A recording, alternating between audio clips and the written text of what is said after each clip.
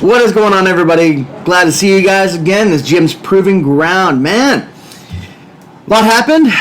Sorry I didn't get to post on Friday for the kind of prep for this weekend. Life has just been crazy this summer. I apologize. I will be better at this. Also, the last video didn't have audio. I'm not technically savvy this. I said in the beginning, I will be better though. All right, so with all that aside, I apologize. Back on track with this. A lot to get to. All right, we had UFC Fight Night. Sanhagen versus Umar Nurmagomedev. Now, we know that Umar is the cousin of Khabib Nurmagomedov, which he needs no introduction. And when you have Khabib in your corner like Umar did, man, it puts you at a real disadvantage when you're going against him. But other than that, it was a great stacked card. We're going to get to all of that in a few. What else we have? We had the Mariners. What was it? 2 series. You had an away game series, 3-game series against the Boston Red Sox, which they lost 2-1, which kind of expected. They don't play that well in Boston, but they came back home and they got a 2-1 series win over the Philadelphia Phillies, which that's actually a pretty good win for them. So kind of a wash this week, but they did find themselves in first place. So all crossed our fingers all the way until October just to be in the playoffs, all right? That's the best we can do as Mariner fans. As we all know, hard to be a Mariners fan out here. All right, and UW football. Starting off the Big Ten. Exciting. You got your first game coming up at the end of this month against Weber State. Lots to get to. All right, let's get into it. Let's tackle first. UW football. Right now, they're in their 4th practice right now. Brand new staff. Players are still trying to meld with each other, get that brotherhood going, and the coaches are trying to figure out who's who in the zoo, what their strengths, what their weaknesses is.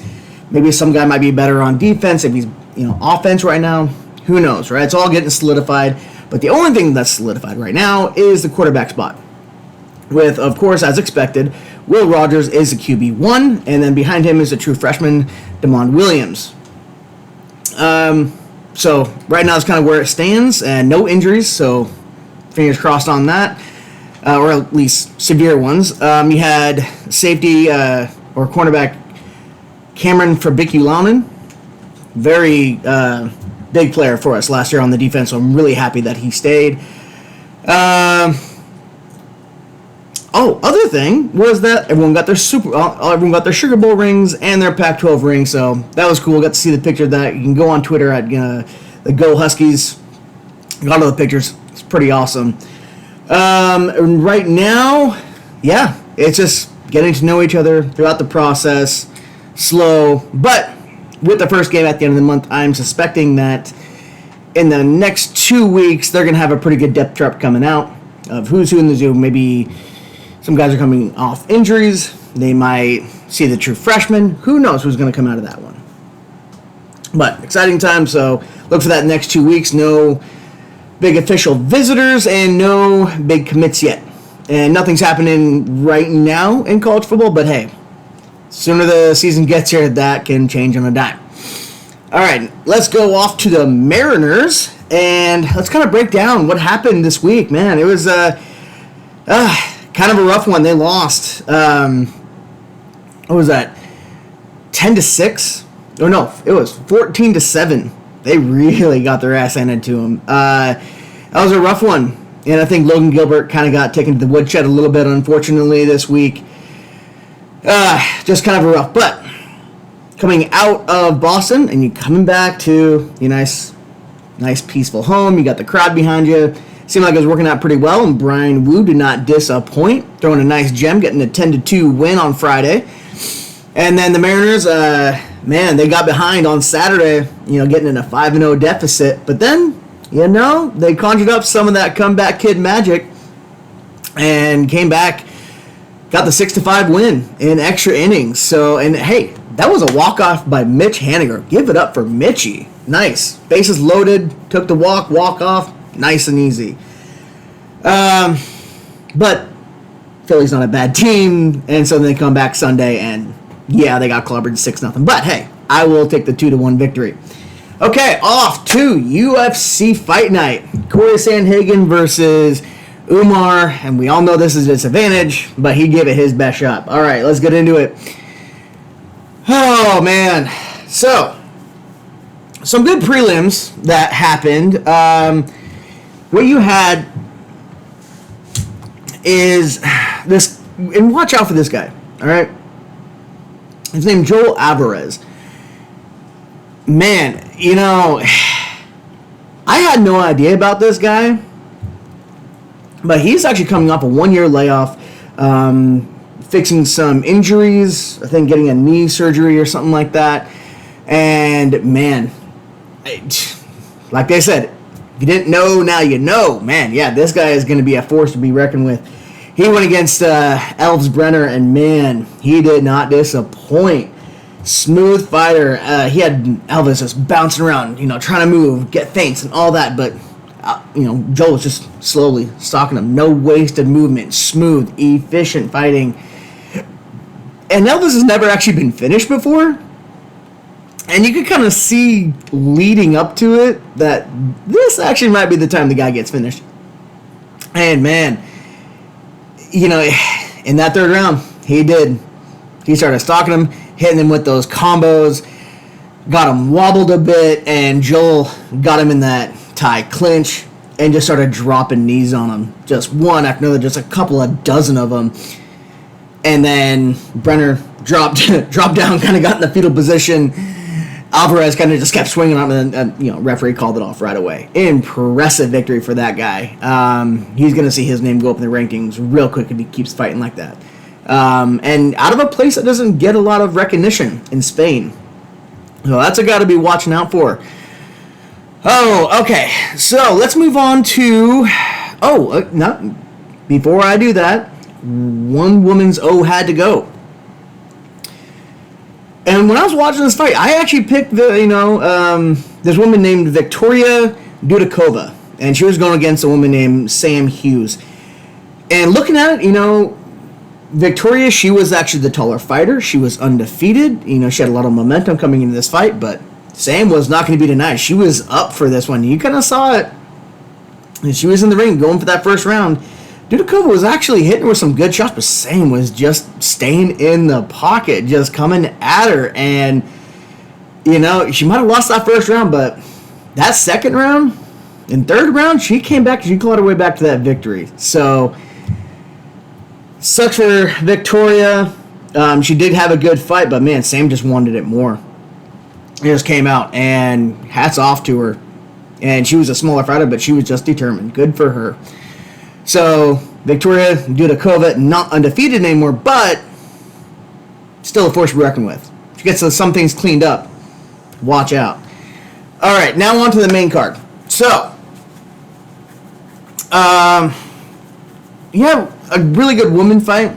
You had Mackenzie Dern versus Lupi Godinez. And, Godinez, she kind of fought the same way when, Joel Alvarez was going against Elvis Burns. And she was bouncing around a lot and trying to make a lot of feints and movements, but Dern was just coming at her. Just had to answer for everything, smooth. Even got a couple takedowns and really dominated the fight throughout. I was really impressed with her. So, it's not the most exciting fight, but it was really dominant enough to where you could see the potential in Mackenzie Dern's. So, good win for her. And I don't really want to talk about this one, but we got to talk about it. Tony Ferguson versus Spokane's own Michael Chiesa. That was a rough one to watch. And I love Tony Ferguson. I love him as a, build up to fights. He's a great shit talker. He's got the good name, and you heard, and everybody loves him. Even in Dubai, you heard people just chanting his name, Tony, and everybody loves him as a fighter, right? That's undeniable.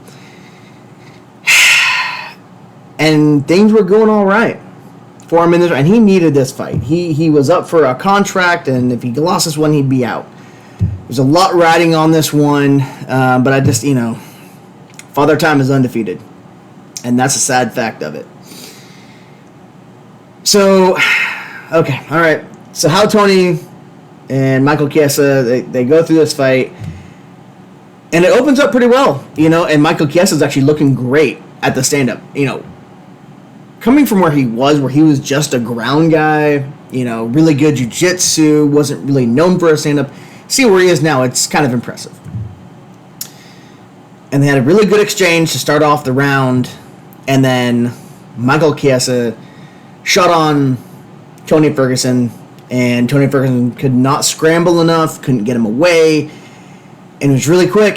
Kind of put Tony up against the fence, got the body triangle locked on him real quick after he got his back, had him pinned up against a cage, and was getting to that point, and I think it was about 30 seconds is all it took for Michael Chiesa to actually, work his arm and work his forearm underneath Tony's chin.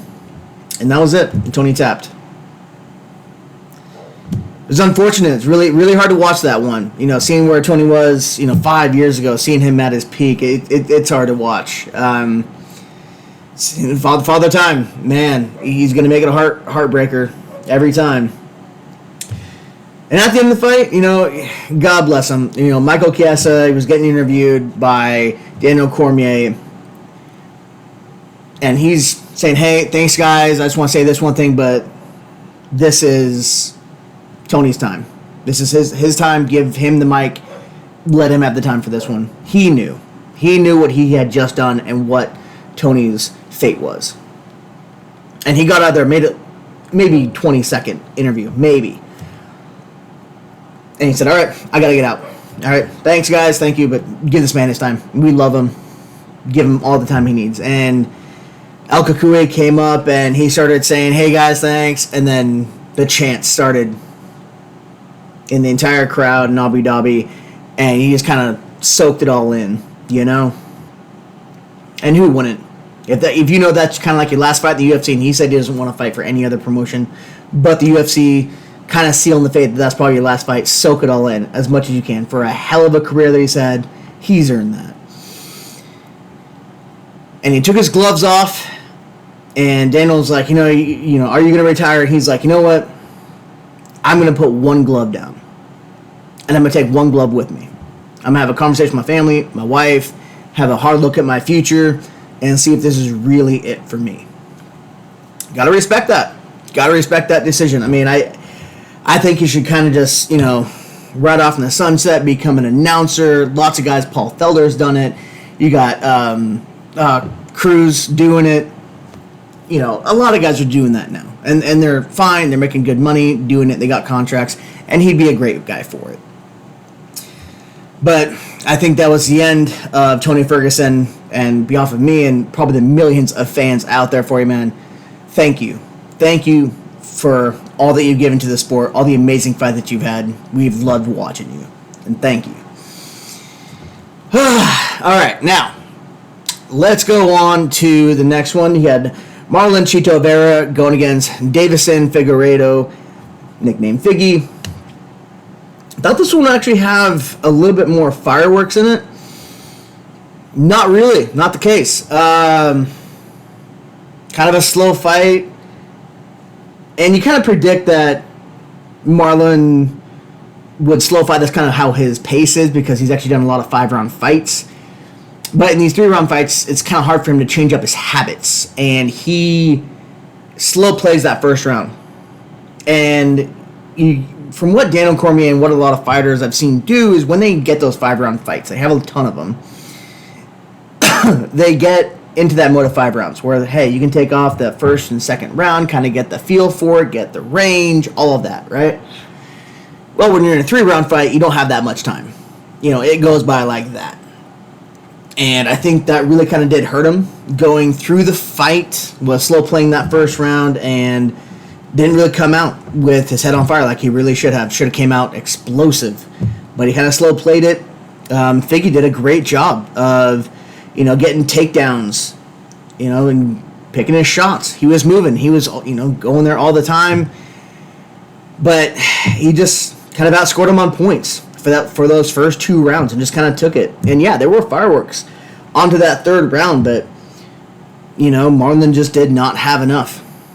He lost those first 2, and he was looking for that finish. He was actually doing some really great body work on Figgy, and you could see after that, the 2nd round, Figgy didn't want any more of those body shots. He didn't want another, kick to the body. He didn't want another hook to the body. He didn't want those anymore. He was really shying away from them.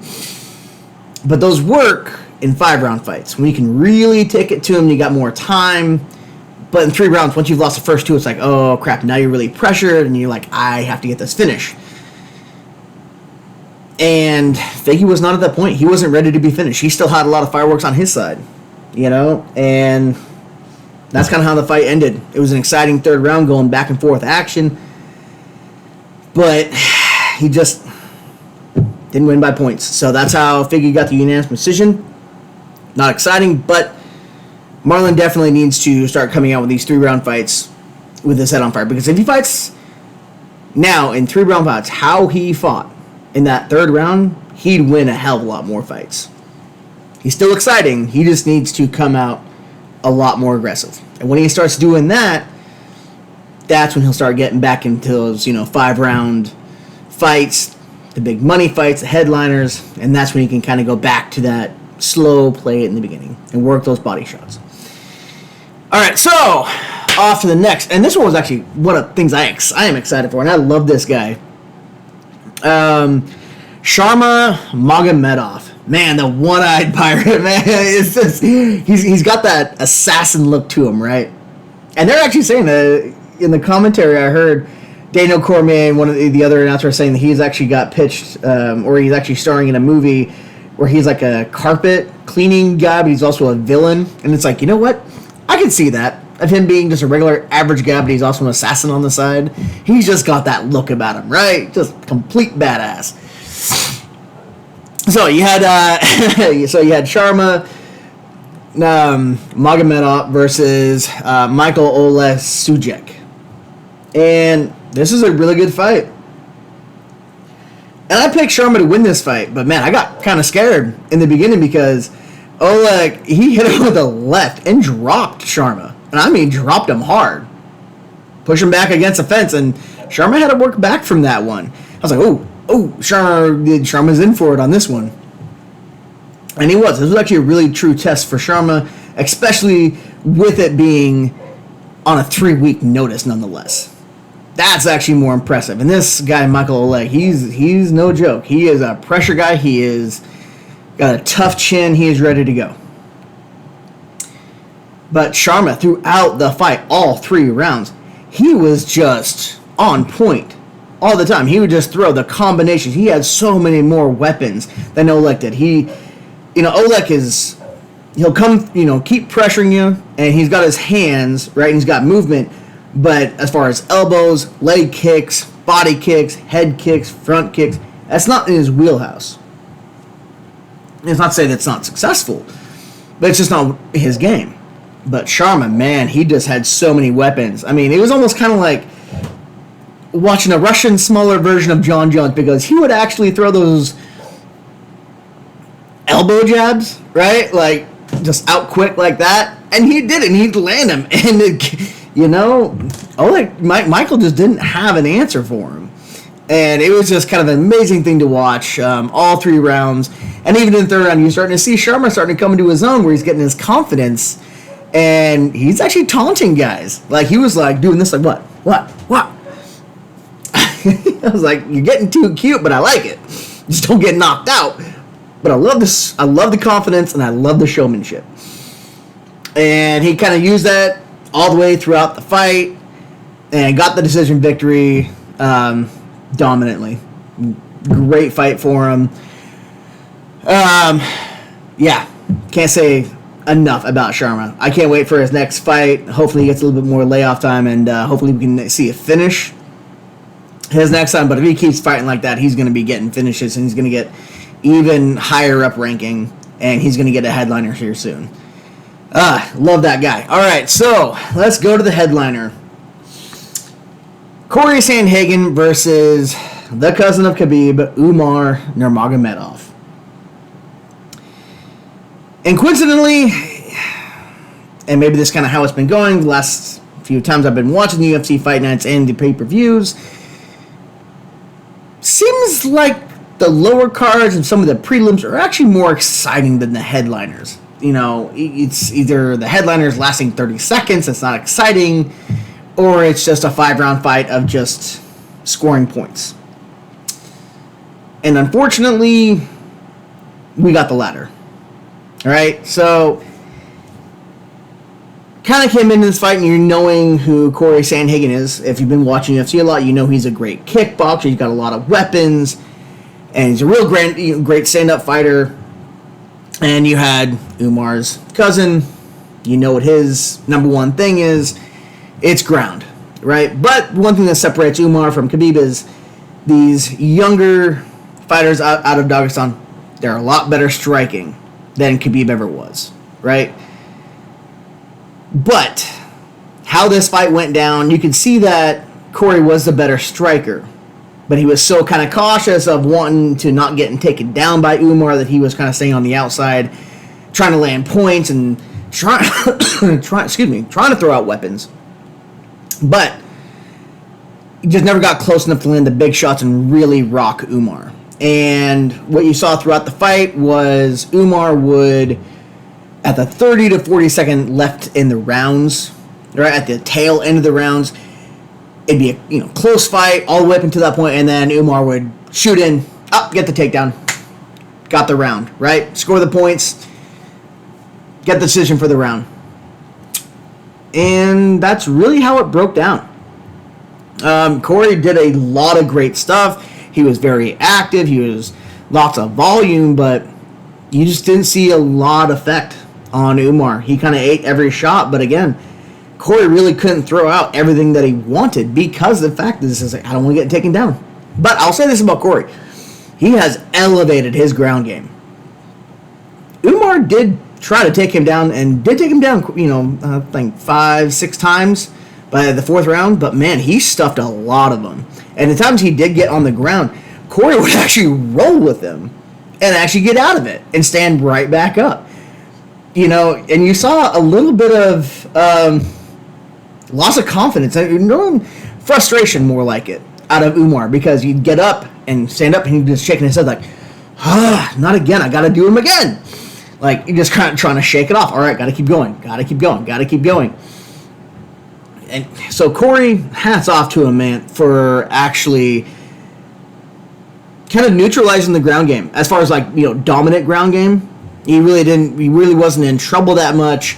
He got out of a lot of things that Umar was trying to work on, and it really frustrated Umar. That was the first time I think he's ever been that frustrated on the ground, because somebody matched him, was like, dang, I can't keep this guy down.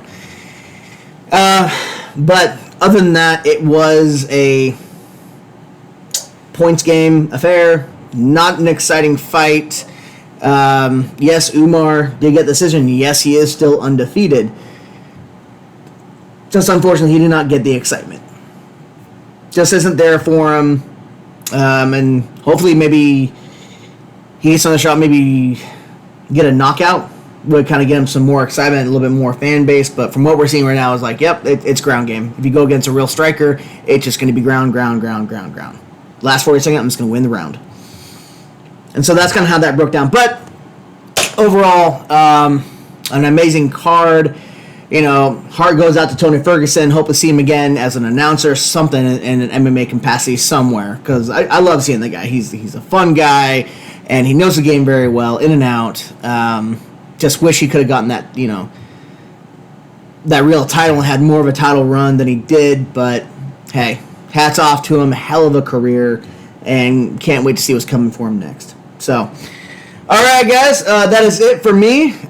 Be back here on Friday with a wrap-up of the week with the Mariners, give you a prep for what's coming with the UFC, and see if we have more of a depth chart with UW, and maybe something coming down the pipeline with college sports in general. Who knows? Maybe there might be something coming down with that $2.7 billion price tag. Who knows? But We'll all be here for it. I will see you guys on Friday. Take it easy. Later.